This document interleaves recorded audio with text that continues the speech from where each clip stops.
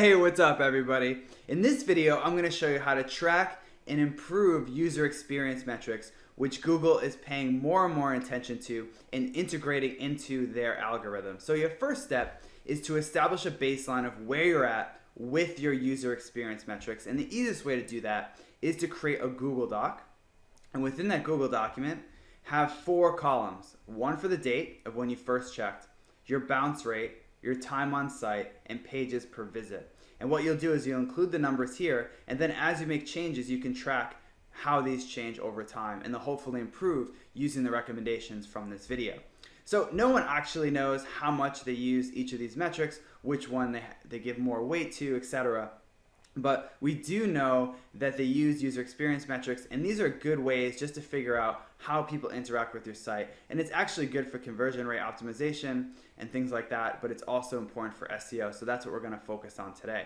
So how can you figure out, what people are doing on your site? Well, luckily, it's easy to find with Google Analytics. So just log into your Google Analytics account and click on All Website Data.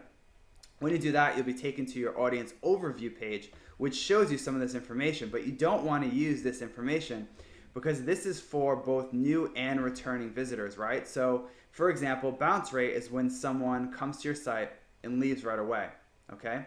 And in general, you want that to be as low as possible, but let's say you have a returning visitor that goes to your homepage to see if you posted anything recently, sees that you haven't, and then left, right? That's technically a bounce. But from Google's point of view, it doesn't matter because that's not a searcher. So we need to see data just for organic non-paid traffic.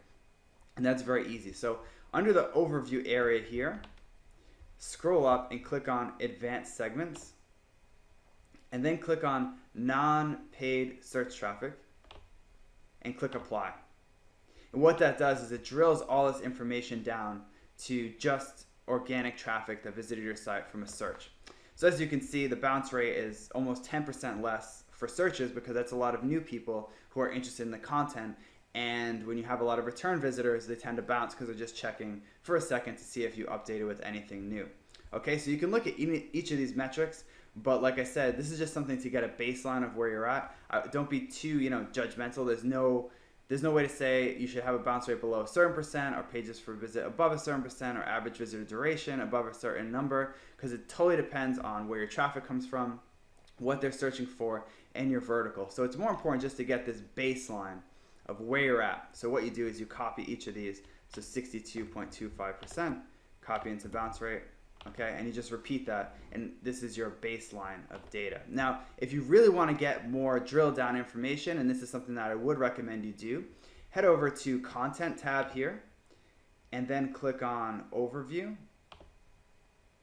Okay, and this tells you where people come from, okay, so, and how people are interacting with your site. So you can see that maybe which page needs more improvement, all right, so like if 20% of the people come to your homepage, that's a page that you should focus on. This is another page, 16%, that you should focus on, and so on and so forth, right? And you may not want to put a whole lot of effort into improving pages where less than 1% or less than 0.5% people come to your site, okay? And you can actually see which ones may have problem areas or bottlenecks by clicking on Site Content and then clicking on Landing Pages.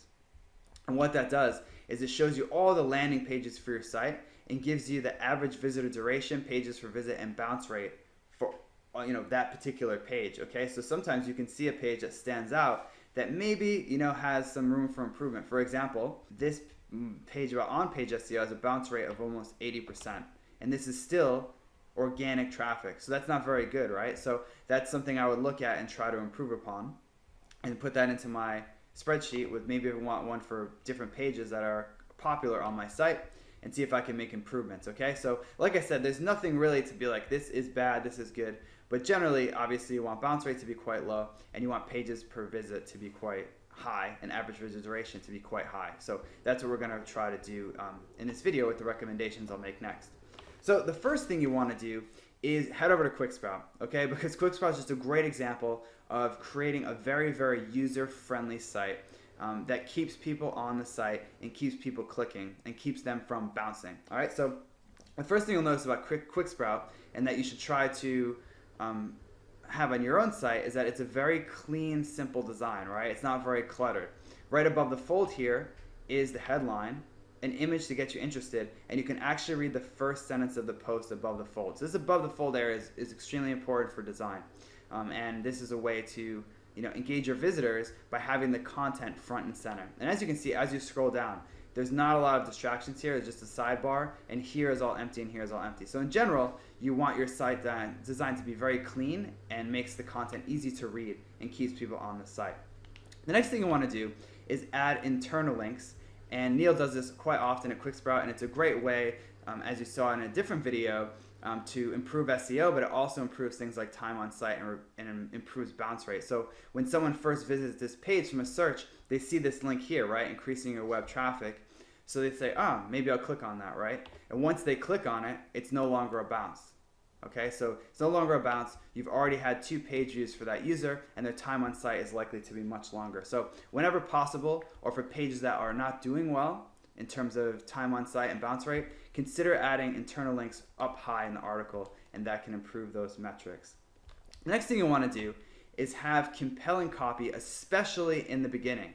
Okay, so it's really important. And for example, in this article, he speaks to what the search is looking for, right? So this person is wants to convert their visitors into customers, and he already starts off with something about increasing traffic, right? And even though the person's not necessarily looking for that, that's something they're obviously interested in. And then he says, what if I could tell you I have 7 tactics that you can follow to help convert your visitors into customers? Now this person's very engaged. Okay, so this is the kind of content that speaks to the user that you want.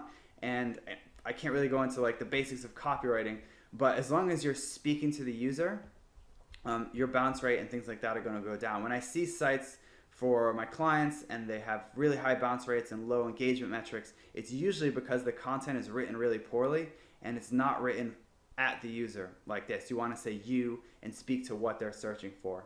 Finally, you want to add multimedia to your content whenever possible. And for example, Neil does a lot of this. He adds a lot of screenshots and things to illustrate his points.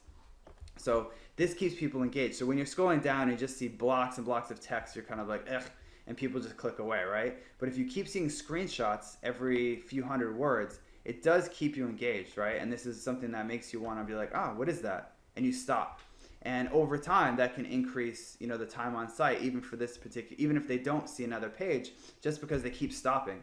So if they're scrolling, kind of scanning, getting, what is that? They stop, and they might be more interested, okay? And that keeps them more invested in the content. So that's just some basics with your content to make it more user-friendly. So once you make some of those changes to your site, if those make sense for you, you'd go back, you'd add a new date about a week or 2 later, and then see if these metrics improved. And if they have, you can apply them to other pages on your site that may be lagging or have a lot of traffic. So that's it for user experience metrics. Thanks for watching, and I'll see you in the next video.